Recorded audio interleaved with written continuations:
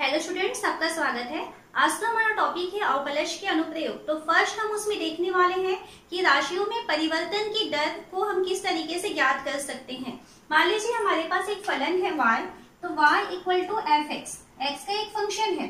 Then यदि हम इसे x के सापेक्ष अवकलन करें तो इसे हम लिखते हैं dy बाई डी एक्स। तो dy बाई डी एक्स का मतलब होता है x के सापेक्ष y में परिवर्तन किस तरीके से हो रहा है। अब यदि dy बाई डी एक्स में अगर हम x की वैल्यू a रख दें dy बाई डी एक्स, और इसमें अगर हम x की वैल्यू a रखते हैं तो यहाँ पर जो वैल्यू आएगी वो होती है x इक्वल टू a के समय y में परिवर्तन की दर। तो इसके कुछ एग्जांपल्स देखते हैं जिससे आपको ये चीजें अच्छे से क्लियर हो जाएंगी। नेक्स्ट हम क्वेश्चन लेते हैं। हमें कहता है एक वृत्त की त्रिज्या 0.7 सेंटीमीटर प्रति सेकंड की दर से बढ़ रही है, तो इसकी परिधि में वृद्धि की दर क्या है जब r इक्वल टू है 4.9 सेंटीमीटर हो।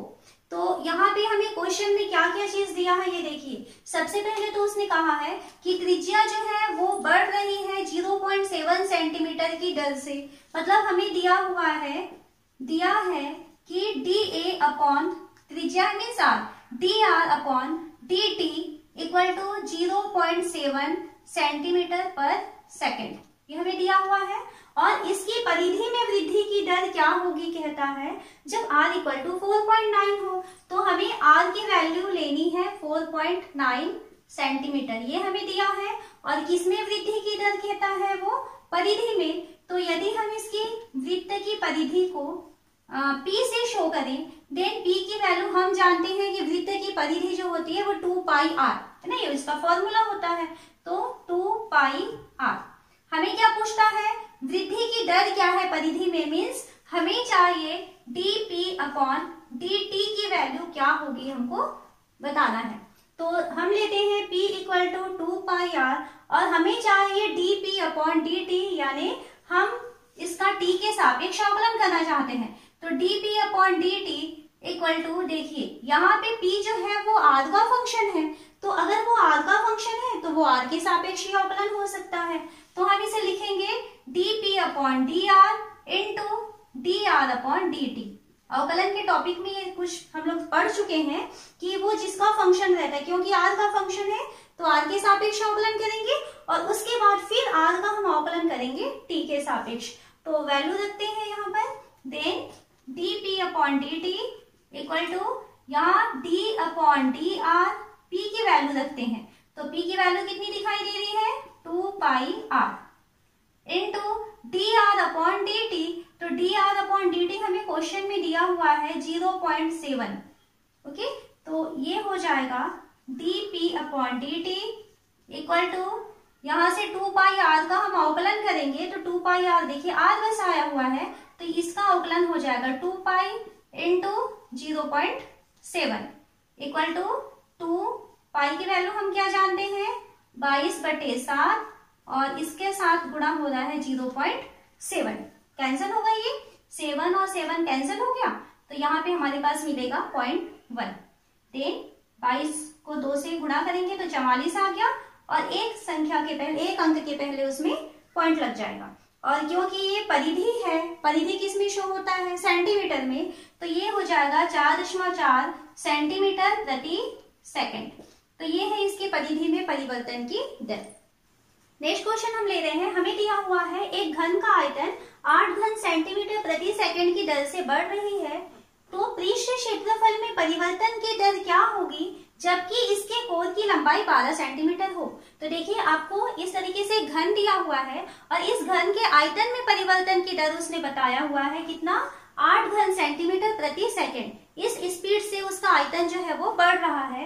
तो इसके पृष्ठीय क्षेत्रफल समझते हैं आप लोग, जो फॉर्मूला होता है 6a² है ना, जो इसका बाहरी पृष्ठ होता है। तो पृष्ठीय क्षेत्रफल में किस स्पीड से बढ़ोतरी होगी, कब की कंडीशन में, जब उसके कोण की लंबाई, यानी इसकी जो भुजा होती है तो कोण की लंबाई कितनी है, जब 12 सेंटीमीटर है उस समय इसके पृष्ठीय क्षेत्रफल में परिवर्तन की दर क्या होगी हमें बताना है।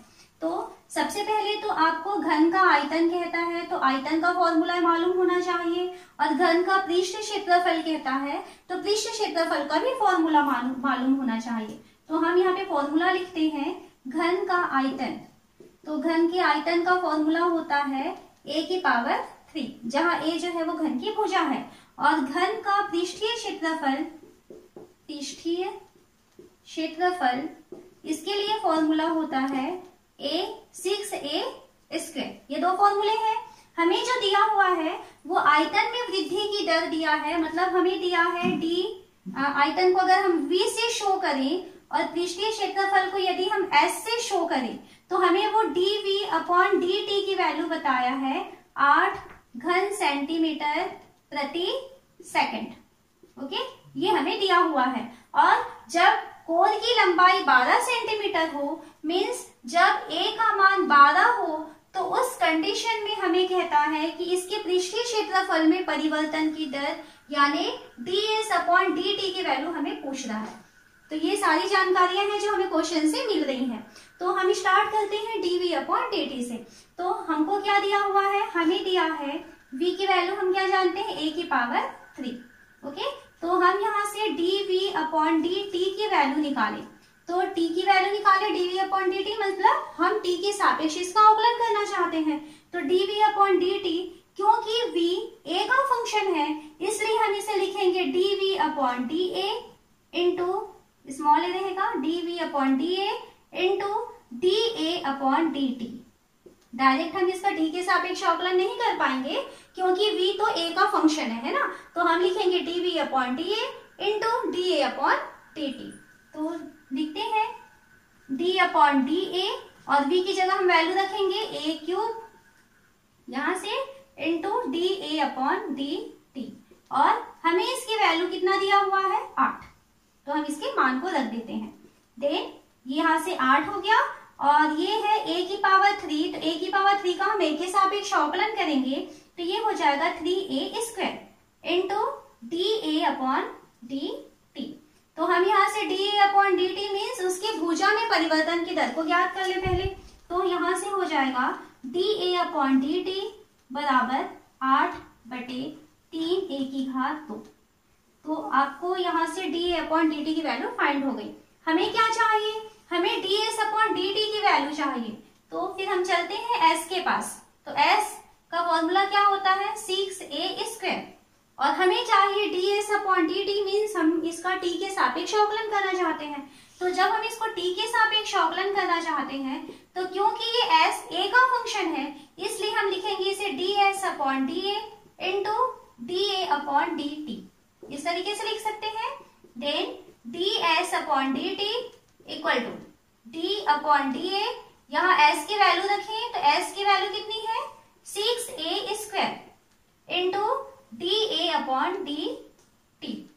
Then ds/dt equal to 6a square का अवकलन करना है तो 6 कांस्टेंट है और a स्क्वायर का अवकलन हो जाएगा 2a। तो ये कुल मिला के हो जाएगा 12a इंटू da/dt की वैल्यू अभी हम निकाले हुए हैं, कितना आ रहा है, 8/3a स्क्वायर। तो इंटू लिखेंगे 8/3a स्क्वायर। ओके, अब यहाँ से कैंसिल अभी करना चाहे तो कर सकते हैं, या तो वो बाद में भी हो सकता है। फिर उसके बाद उसने कहा है कि जब a की वैल्यू 12 होगी उस समय हमारा ds/dt की वैल्यू क्या रहेगी। तो हम यहाँ पर a की वैल्यू 12 रखते हैं। तो a की वैल्यू 12 रखने पर तो इसको कैसे लिखा जाता है, ds/dt और ऐसा बड़ा ब्रैकेट लगा के यहाँ पे लिखते हैं a इक्वल टू 12। इस तरीके से लिखते हैं इसे, बराबर यहाँ से देखिए क्या मिला था हमको, 12 मिला था इंटू 8 मिला था और नीचे में 3a था, तो 3 और a की जगह हम लिखेंगे 12। तो 12 से 12 कैंसिल हो जाएगा तो हमारे पास वैल्यू बचा हुआ है 8/3। तो क्या मिला हमें, ds/dt इक्वल टू मिला है 8/3। क्योंकि s है, s क्या होता है, पृष्ठीय क्षेत्रफल है। तो जो पृष्ठीय क्षेत्रफल है वो कैसा रहता है, वर्ग सेंटीमीटर। तो हम इसे लिखेंगे, इसकी इकाई लिखनी पड़ेगी, वर्ग सेंटीमीटर प्रति सेकंड। तो यहाँ पर उसके पृष्ठीय क्षेत्रफल में परिवर्तन की दर 8/3 वर्ग सेंटीमीटर प्रति सेकंड है। अगला हमारा क्वेश्चन है, एक स्थिर झील में पत्थर डाला जाता है और तरंगे वृत्तों में 5 सेंटीमीटर प्रति सेकंड की दर से चलती हैं। जब वृत्ताकार तरंग की त्रिज्या 8 सेंटीमीटर हो तो उस समय घिरा हुआ क्षेत्रफल किस दर से बढ़ रहा है। तो क्वेश्चन को समझिए, जैसे आपके पास क्या कह रहा है, एक झील है और उस झील में हमने पत्थर डाल दिया। तो आपने देखा होगा, अगर मान लीजिए शांत पानी है, उसके ऊपर में अगर हम एक पत्थर डालते हैं तो इस तरीके से उसमें लहरें निकलती है ना, इस तरीके से, और वो लहरें इस तरीके से आगे वृत्ताकार जो लहरें हैं वो आगे किनारे की तरफ बढ़ती चली जाती हैं। तो वही कह रहा है, एक शांत झील है, उसमें हमने पत्थर डाला तो वृत्ताकार तरंगें निकलने लगी और वो आगे बढ़ रही हैं। और सेकंड उसने कहा है कि जो तरंग में जो वृत्त है, वृत्त की जो त्रिज्या है वो 5 सेंटीमीटर प्रति सेकंड की दर से चलती है। तो जो तरंगे चल रही है मतलब क्या बढ़ रहा है, उसकी त्रिज्या। तो त्रिज्या के बढ़ने की दर उसने बताया है 5 सेंटीमीटर प्रति सेकंड। तो जो जो चीज दिया है हम यहाँ नोट करते जाते हैं।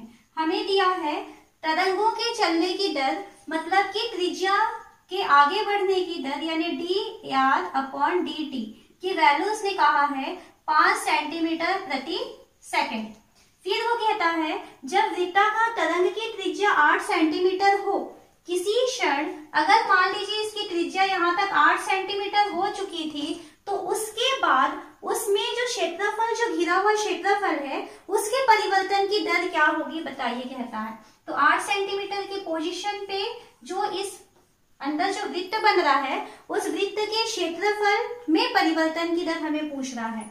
तो यहाँ पर आर की वैल्यू, त्रिज्या कह रहा है आर की वैल्यू जब 8 सेंटीमीटर हो तो उस समय उसके क्षेत्रफल में परिवर्तन की दर, तो क्षेत्रफल को ए से शो करते हैं तो हमें dA/dt की वैल्यू पूछ रहा है।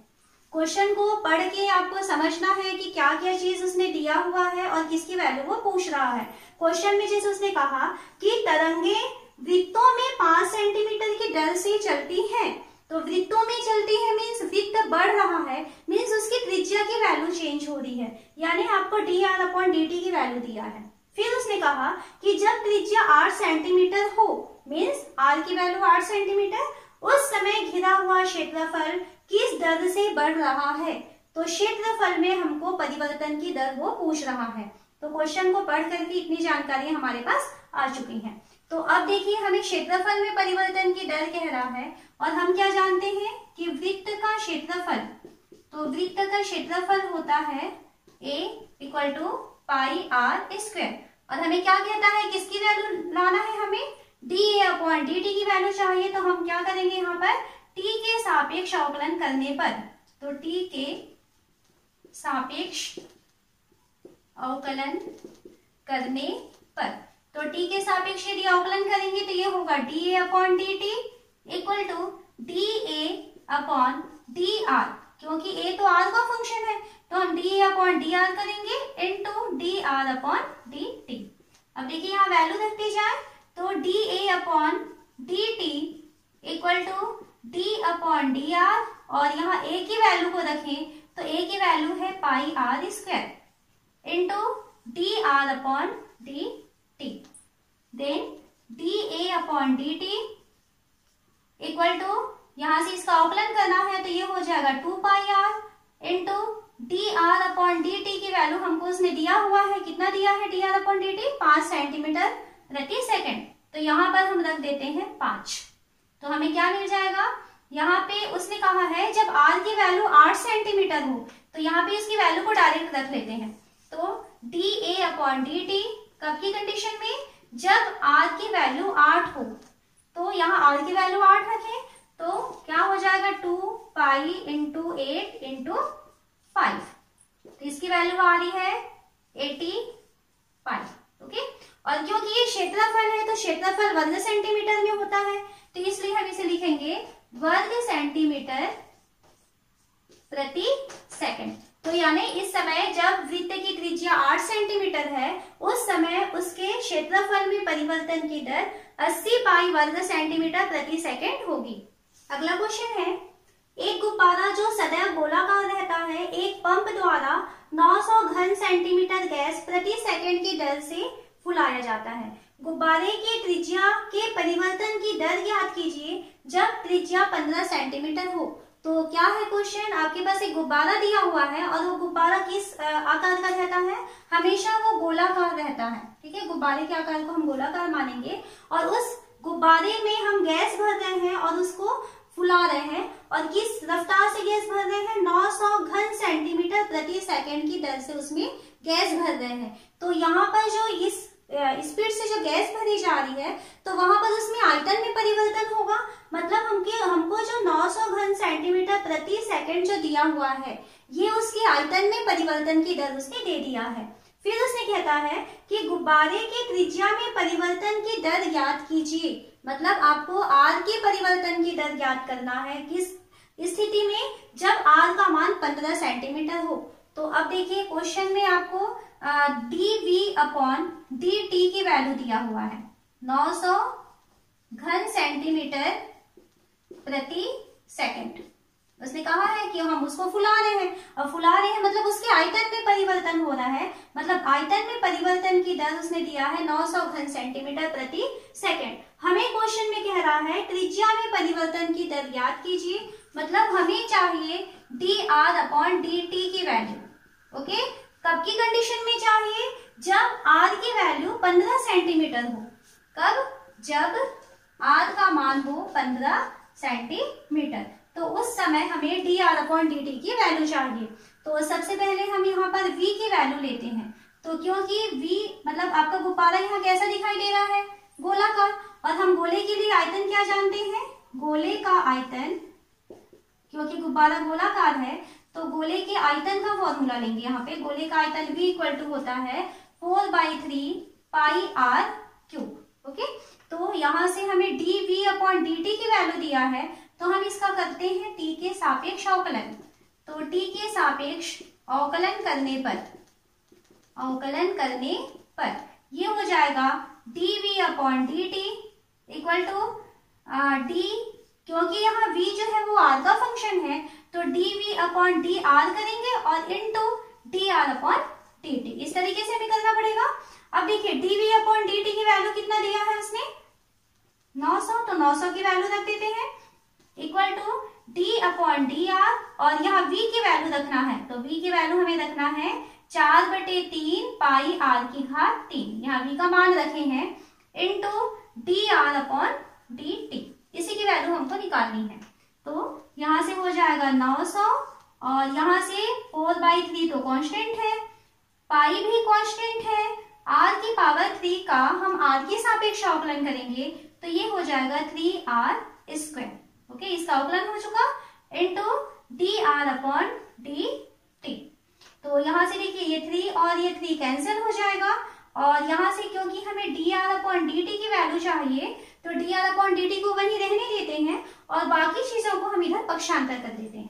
तो यहाँ पर पहले से कौन है, 900 पहले से है, और 4 पाई r स्क्वायर ये आ रहा है, तो नीचे आ जाएगा 4 पाई r स्क्वायर, ये है हमारे पास dr अपॉन dt की वैल्यू। ओके, तो 4 पाई और r स्क्वायर बचा हुआ था। अब हमें कहता है कब की कंडीशन में आपको dr अपॉन dt पूछ रहा है, जब r की वैल्यू 15 सेंटीमीटर हो।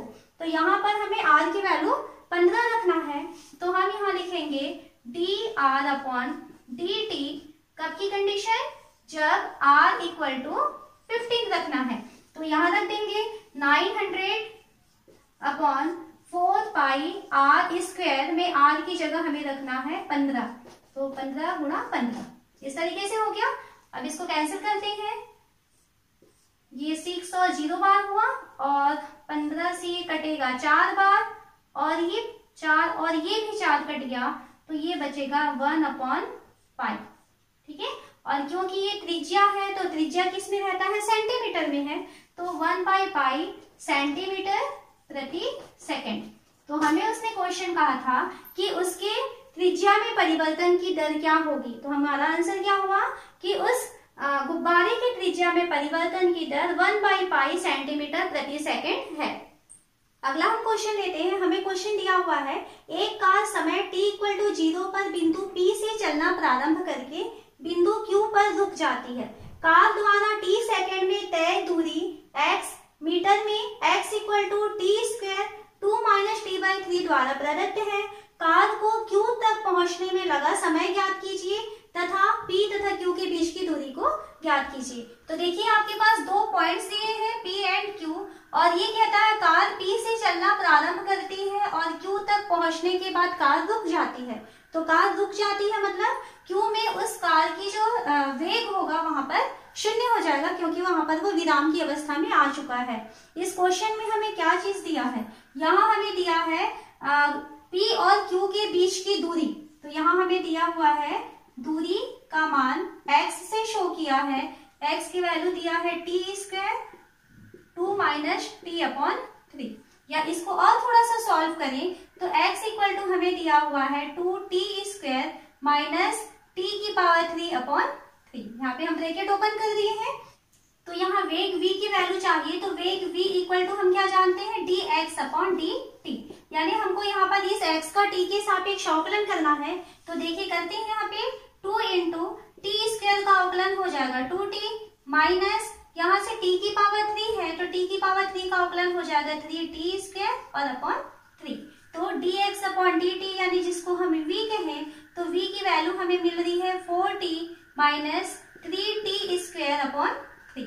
ओके, तो अब हमको ये कहता है कि P से Q तक पहुंचने में लगा समय ज्ञात कीजिए।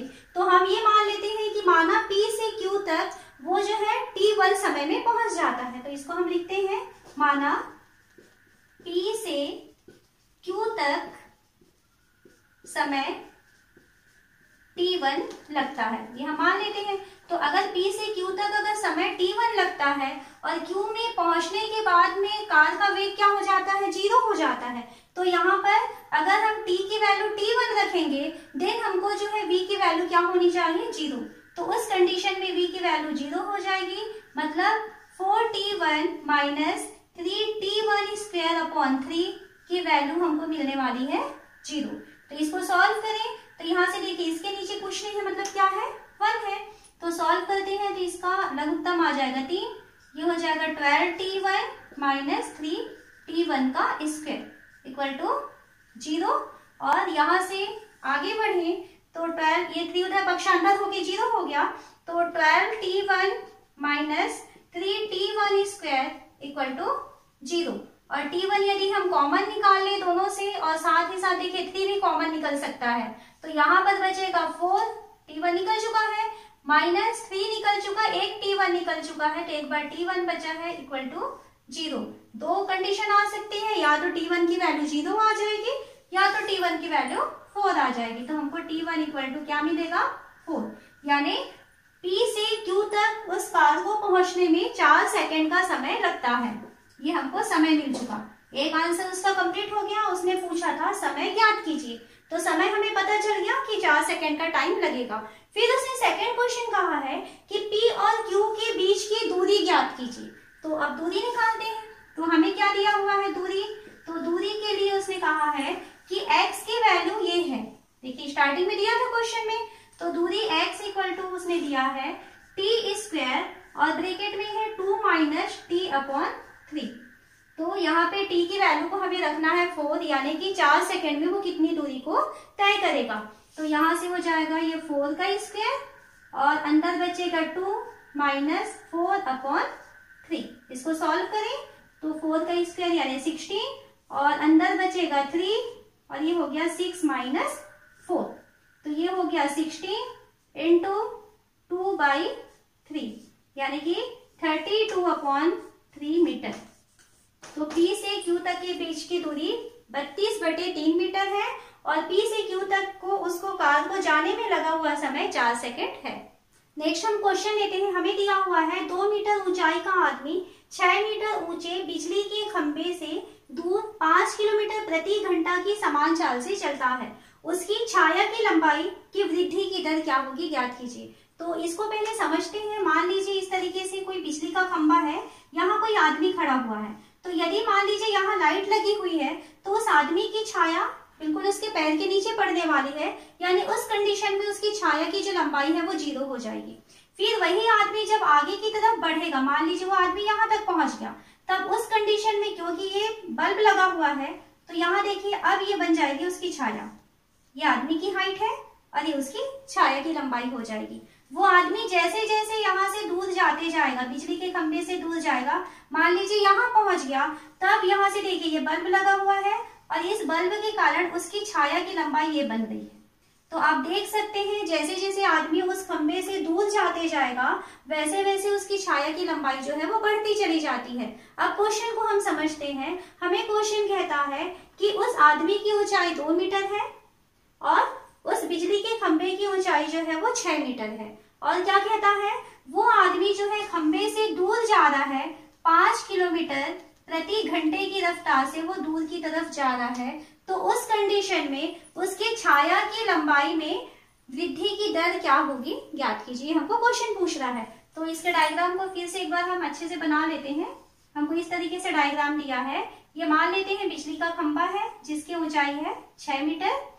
यहाँ मान लेते हैं ये आदमी है जिसकी ऊंचाई है 2 मीटर। ओके, और यहाँ अगर हम इस तरीके से इसको ड्रॉ करें तो ये है छाया की लंबाई।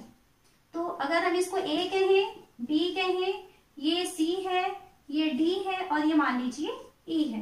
तो इस कंडीशन में हमको क्या क्या चीज मालूम है, हमें ए बी दिखाई दे रहा है, माना ए बी, या इसको हम लिखेंगे बिजली के खंभे की ऊंचाई, खंभे की ऊंचाई जिसको कि हम ए बी कहते हैं वो 6 मीटर है। ए बी की वैल्यू, आदमी की ऊंचाई, तो आदमी की ऊंचाई को क्या दिए हैं हम लोग, सीई। तो सीई की वैल्यू हमने लिया है 2 मीटर। मान लेते हैं कि वो आदमी की खंभे से जो दूरी है वो x मीटर है और सेकंड हम मान लेते हैं कि उसकी छाया की जो लंबाई है वो y मीटर है। तो हम इसमें क्या माने हैं, BC की वैल्यू को हम x मीटर मान लेते हैं और छाया की लंबाई किसको लिए हैं, CD, इसको हम लोग y मीटर ले लेते हैं। इस तरीके से हम इसमें मान लेते हैं। अब उसके बाद हम यहाँ देखते हैं कि हमें क्या दिखाई दे रहा है। यहाँ देखिए एक त्रिभुज दिखाई दे रहा है, एक छोटा सा त्रिभुज है और ये छोटा त्रिभुज और ये बड़े त्रिभुज को लेते हैं हम। क्लियर हो रहा है आप लोग को। यहाँ पर हम एक पूरा बड़ा त्रिभुज ले रहे हैं ABD। इस पूरे बड़े त्रिभुज की तुलना कर रहे हैं इस छोटे त्रिभुज CD और E से। तो इससे तुलना करेंगे तो आपको क्या दिखाई दे रहा है, इस पूरे बड़े त्रिभुज का कोण T इस छोटे त्रिभुज के कोण D के बराबर है। ओके, सेकेंड, इस पूरे बड़े त्रिभुज में ये 90 डिग्री का एंगल बन रहा है और इस छोटे त्रिभुज में यहाँ पर 90 डिग्री का एंगल बन रहा है।